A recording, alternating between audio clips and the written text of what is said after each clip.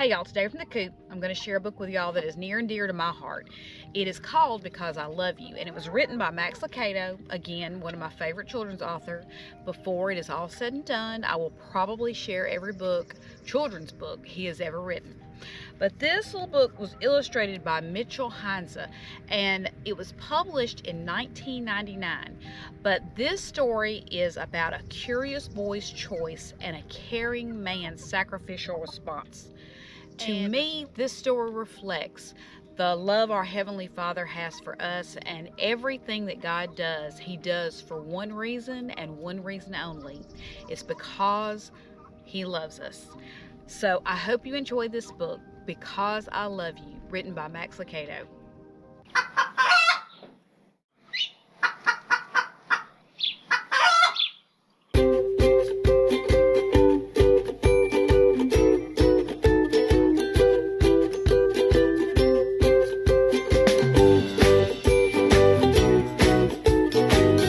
Because I Love You, written by Max Lucado and illustrated by Mitchell Heinze.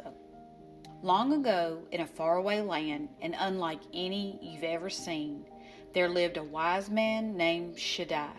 Shaddai was a large man with a tender heart.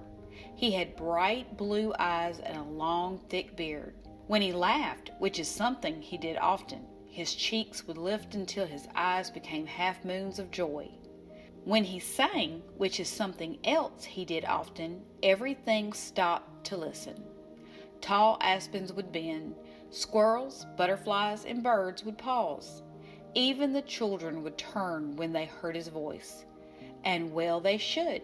It was for they he sang. And for the children Shaddai had built a wonderful village.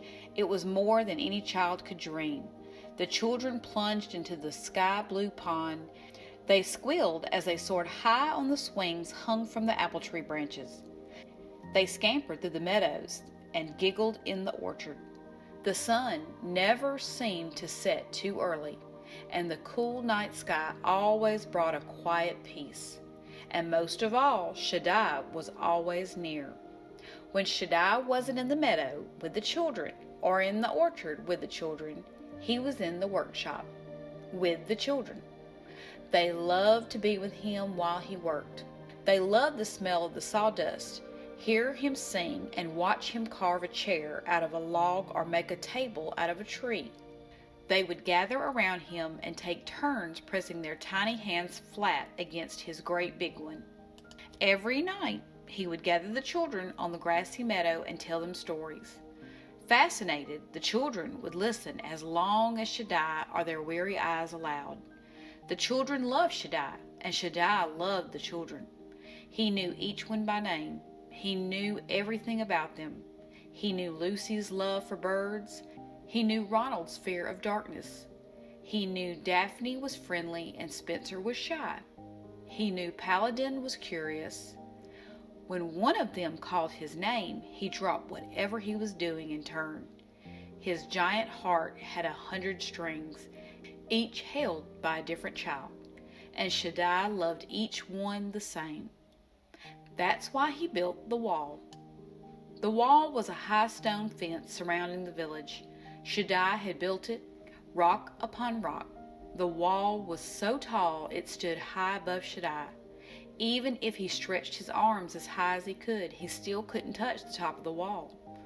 He spent days building it, and as he built, he did not sing. A deadly forest stood outside the village. As Shaddai built the fence, he would often pause and look into the shadow beyond. Cruel thorns and savage beasts and hidden pits filled the dark forest. It was no place for children Shaddai loved.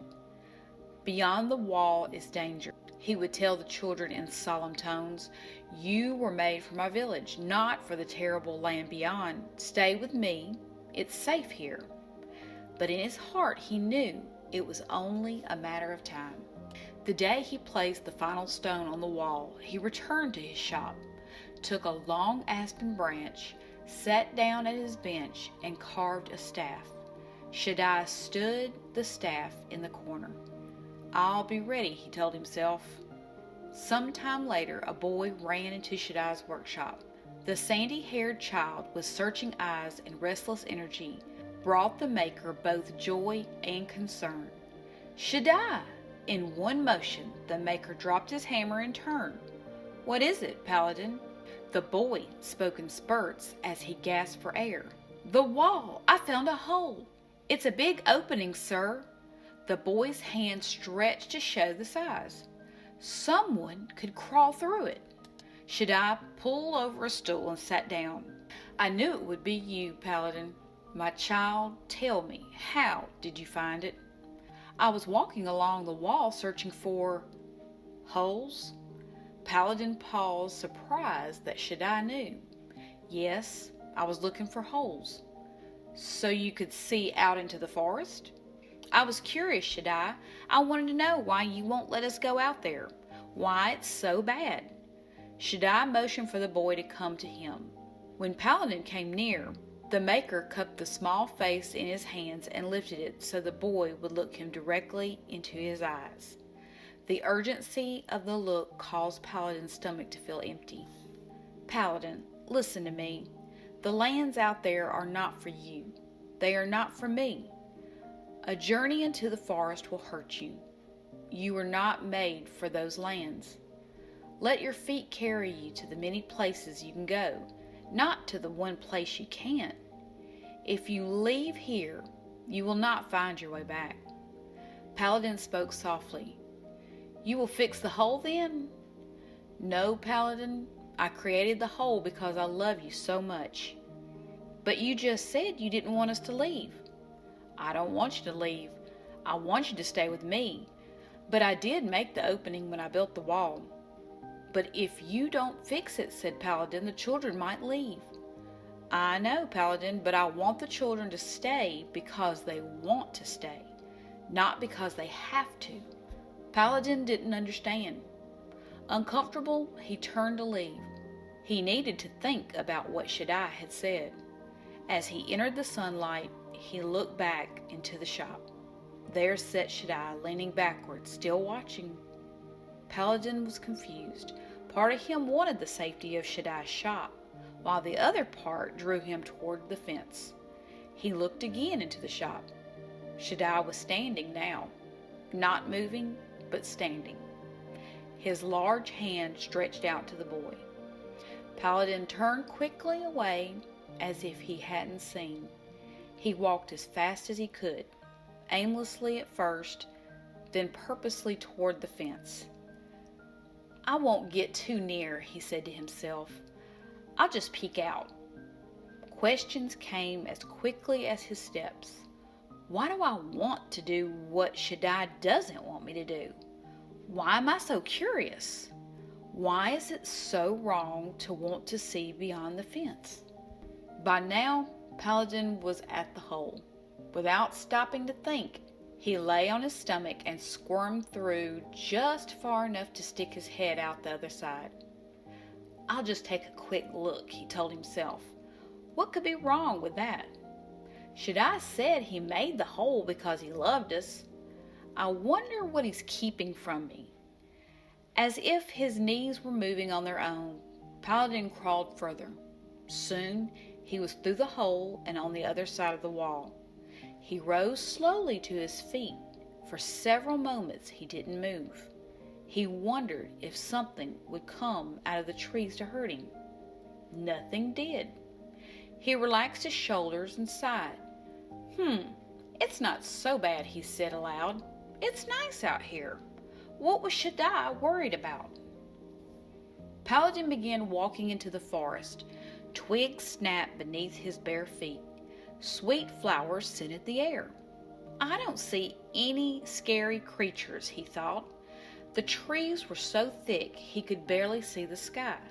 Just a few steps into the woods, he said aloud, just to see what it's like. After a dozen more steps, he stopped. He liked the wilderness. Nothing to fear here. For the first time in his young life, he believed that Shaddai was wrong. Just wait until I tell the others. And he turned to go back to the hole. But the hole was gone. He stopped and stared.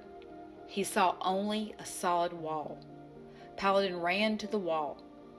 Was this the spot where he had crawled through? Or was it somewhere else? He couldn't remember. He ran a dozen steps one way and then a dozen steps the other. Nothing. Suddenly he heard a strange sound in the woods behind him. He swung around, but he saw nothing. Paladin looked into the forest. Now it no longer seemed friendly. It was dark and threatening, as if it were about to destroy him. Desperately, Paladin searched the wall. He couldn't climb over it. He couldn't break through. There was no way home. If you leave here, you will not find your way back. Shaddai's words rang in his mind. The boy's eyes were wide with fear. He sat on the ground and hugged his knees to his chest and began to cry. As Paladin huddled there, lonely and afraid, he remembered something else Shaddai had often said. I love you so much. Does he love me enough to come and find me? Wondered the boy. Will he hear me if I call him? Shaddai! Shaddai, I'm so sorry I didn't listen to you. Please come, help me. Paladin's pleas had been heard by the one who loved him, even before it was spoken. For as the boy left Shaddai's workshop, the Maker had watched him as long as he could. When Paladin was out of sight, Shaddai turned, not to take up his work, but to remove his apron. He hung his tools on the wall.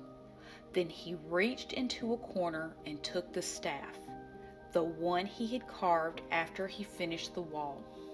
Even before Paladin had reached the wall, Shaddai had left the shop. Even before Paladin had asked for help, Shaddai was on the way to give it. Even before the hole in the wall had closed, Shaddai had opened another. His strong hands pulled away the rocks until he could see into the forest. With his staff at his side, Shaddai crawled through the hole. He left the village he'd made and set out in search of his child.